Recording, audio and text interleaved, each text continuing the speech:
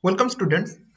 Today in this video, we are going to solve multiple choice questions related to basic electrical. Also, you can say this is the question paper of fundamentals of electrical and electronics engineering related to diploma engineering, and this is a question paper of second semester which is basically taken place in West Bengal by West Bengal State Council of Technical Education for their diploma engineering students. These questions are not only related to only this diploma course, but it will also help you to prepare for different competitive examinations for your job. So without wasting any time, we will just go on to solving these problems, means these MCQs. So what is the first question here? The first question is, which component opposes any change in current? As you all know, current is opposed by resistor, but which opposes any change in the current? Means if the magnitude is getting changed or the direction of the current is trying to change. In any of these cases, the component which will oppose the change in the current will be the inductor. So here option C will be our correct answer. Okay. Next question. The duration of one cycle is known as, so one cycle means one cycle in an alternating wave. Generally we are talking about here AC wave like sinusoidal wave. So we take this as a cycle. So the time for this cycle is nothing but the period, okay, of the AC wave. So option D here is the correct answer. Next, in case of ideal current source, we know ideal current source will have very high impedance in it or high resistance. So infinite internal impedance or infinite internal resistance will be the correct answer. That is option D here. Next we go for the next question, and the question is the unit of magnetomotive force. Magnetomotive force means MMF. You all know the magnetomotive force is nothing but ampere turn, means the amount of current flowing through a coil and the number of turns. This is the unit because it is given by N into I. Okay, so ampere turn will be the correct answer here. That is option A. Next question. The property of a material which opposes the creation of magnetic flux. Creation of magnetic flux. So this is nothing but the reluctance of the material which basically opposes the creation of magnetic flux in it. Okay. Resistance in the resistor which opposes the flow of current, and in a material or in a magnetic material through which the flux is flowing, this will be opposed by the property which is called as the reluctance of the material. Okay, so option C here is the correct answer. The energy stored in a magnetic field is given by, we know the very well known equation half L I square, means if this is the inductor having an inductance of L and I current is flowing through it, then the magnetic field that will be produced and will have the energy equal to half L I square, means this amount of energy will be stored in this magnetic field. So option A here is the correct answer. Next question. Eddy current loss is directly proportional to what? We know the empirical formula for the eddy current loss, which is given by PE is equal to KE into F square into BM square into T square. This is the loss per unit volume. Okay, loss in watts definitely. Okay, per unit volume. So here this F is nothing but the frequency, and BM is the maximum flux density, and T is the thickness of laminations or sheets. Okay, so here you can see this K is the proportionality constant So basically PE is proportional to F square into BM square. That is both this F square and this BM square. Okay. So option A is the correct answer. Next question. The direction of induced EMF is such that it opposes the cause to which it is created. Is related to dash law of electromagnetic induction. We know by the law of electromagnetic induction we can easily find that the induced EMF E is equal to N d phi dt. But to depict this statement which is given in the question, we have to add a minus sign here, and this minus sign is due to the Lenge's law. So option B is the correct answer here. Next question.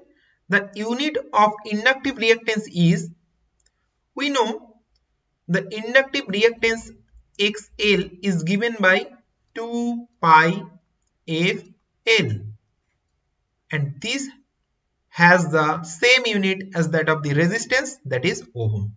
Okay, so option C is the correct answer. Now the question number 10. In an AC circuit, Vi sin theta represents, we know the true power P is given by Vi cos theta. Okay, her cos theta is the power factor, and Q is given by Vi sin theta. Now we all know this Q is nothing but the reactive power in an AC circuit. So option B here is the correct answer. Next question. When sinusoidal voltage is applied across a pure capacitor, the current in the capacitor, what will happen? See, say AC voltage is applied here, and this is capacitor, current I is flowing, and this is V. So now if we draw the phasor, we will see that the current which is flowing through the capacitor will be leading the voltage applied by 90 degree. This is for a pure capacitor. Okay, so here leads applied voltage by 90 degree, that is option B is the correct answer. Next question. Peak factor for a sine wave is, we all know that peak factor is equal to the maximum value of the sine wave by RMS value of the sine wave. Okay, so the maximum value of a sine wave, if it is given by Vm, then the RMS value will be Vm by root 2. So the peak factor will be root 2, that is 1.414. That is option B here will be the correct answer. Now we will go for the next question. That is, the maximum value of a sine wave current is 100 ampere. What will be the RMS value of that current? So definitely here also, if Im is equal to 100 ampere, then the RMS value of that sinusoidal current will be Im by root 2. So 100 by root 2. So this will give you, if you calculate, 70.7 ampere. Okay, so option A here will be the correct answer. Now the next question, that is question number 14. Voltage per turn in both primary and secondary winding of a transformer is same. As we know, the equation of EMF induced in the primary is given by E1 is equal to 4.44 into phi into F into T1, and E2, that is the EMF induced in the secondary, is equal to 4.44 into phi into F into T2. So you can see here this E1 by T1 will be equal to 4.44 phi F. Similarly, E2 by T2 will be 4.44 into phi into F. So you can see E1 by T1, that is EMF per turn in primary, is same as EMF per turn in secondary. So option C will be the correct answer. Now the question number 15. A 10 kVA 1100 by 400 volt 50 Hz single phase transformer has 100 turns in the secondary winding, that is T2. The number of turns in the primary winding means you have to find out T1. Now what we know? We know V1 by V2 equal to T1 by T2. That means T1 is equal to T2 into V1 by V2, which will give you 100 into 1100 by 400. So this will give you 275. Okay. So here we will have 275 as our answer. Okay. Next question, direction of rotation of motor, armature or rotor can be determined by Fleming's left hand rule. Is it true or false? Definitely it is true, because Fleming's left hand rule gives us the direction of rotation for a motor, armature or rotor, means it is the motor rule, and the Fleming's right hand rule is basically known as the generator rule, because from that we can easily know the direction of the induced EMF or the polarity of the induced EMF. Okay. Next question, a diode is an, you know, this is the diode or the symbol of a diode. This is P and this is N. Now diode only conduct in a single direction. Okay. When this is positive and this is negative. So this is a unidirectional device because the reverse current flow is not possible. So option B here is the correct answer. Next question, free electrons in p-type material are majority carriers, minority carriers, both A and B, none of the above. What we know? We know in case of p-type, the electron is minority. Like in n-type, holes are minority. Okay, so here option B will be the correct answer, means in p-type materials electrons are minority carriers. Next question, at absolute temperature an intrinsic semiconductor has what? You know, in absolute temperature what happens? A intrinsic semiconductor behaves as insulator, and insulator has no free electron or hole. So no holes and free electrons will be the correct answer, means option D will be the correct answer. Question number 20, an ideal op-amp has the following resistances. We know from the property of ideal op-amp, an ideal op-amp has infinite input impedance or resistance, zero output impedance or resistance, and infinite open loop gain. Means the option which is having R input is equal to infinite, A is equal to infinite, and R out is equal to 0, that is our option A will be the correct answer. Okay. The expression of voltage gain in an inverting amplifier. So how the inverting amplifier looks like? An inverting amplifier will look like this.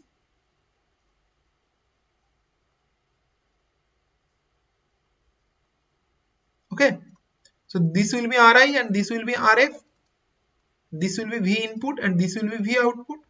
And in this case, what will happen? The gain will be minus Rf by Ri. Okay, so option A here is the correct answer. Next question, the expression of voltage gain in a non-inverting amplifier.